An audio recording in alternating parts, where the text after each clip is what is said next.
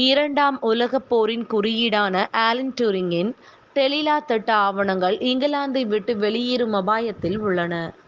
இரண்டாம் உலகப் போர் ஆவணங்களில் டெலிலா திட்டம் தொடர்பான ஒரு ஏற்றுமதி பட்டி வைக்கப்பட்டுள்ளது. ஏற்றுமதி பட்டி என்பது இங்கிலாந்து நிறுவனம் ஆவணங்களை பெறுவதற்கான நேரத்தை குறிக்கும். இது இராணுவ நடவடிக்கைகளில் பயன்படுத்த ஒரு சிறிய குறியாக்க அமைப்பின் உருவாக்கம். அதன் மதிப்பு 3,97,680.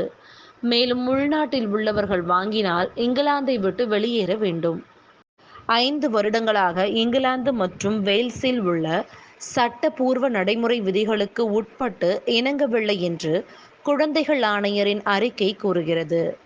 டேம் ரேச்சல் டிசோசா சேகரித்த தரவுகளின்படி 2018 மற்றும் 2023 ஆண்டின் நிலவரப்படி 3000க்கும் மேற்பட்ட குழந்தைகள் மீதான தேடல்கள் தொடர்ந்து கொண்டிருக்கிறது.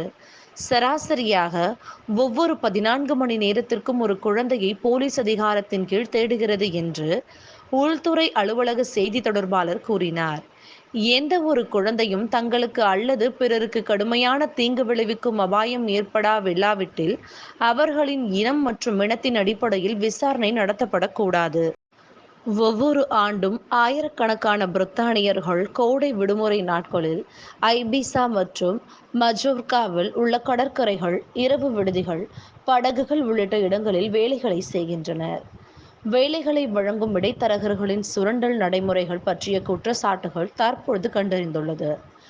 எல்லைப்படை அதிகாரிகள் இங்கிலாந்தில் உள்ள 22 விமான நிலையங்களில் உள்ள 1000க்கும் மேற்பட்ட இளைஞர்களுக்கு எப்படி பாதுகாப்பாக வேலை செய்வது என்பது குறித்த துண்டு பிரசுரங்கள் மற்றும் வழிகாட்டுதல்களுடன் ஆலோசனை வழங்குகின்றனர். கலவரத்தில் ஈடுபட்டவர்களுக்கு தண்டனை விதிக்கப்பட்டதை அடுத்து சிறைகளில் நெரிசலை தவிர்ப்பதற்கான அவசர திட்டம் இன்று காலை தொடங்கப்பட்டுள்ளது. ஆபரேஷன் எர்லி டான் என்ற நீண்டகால திட்டமாகும்.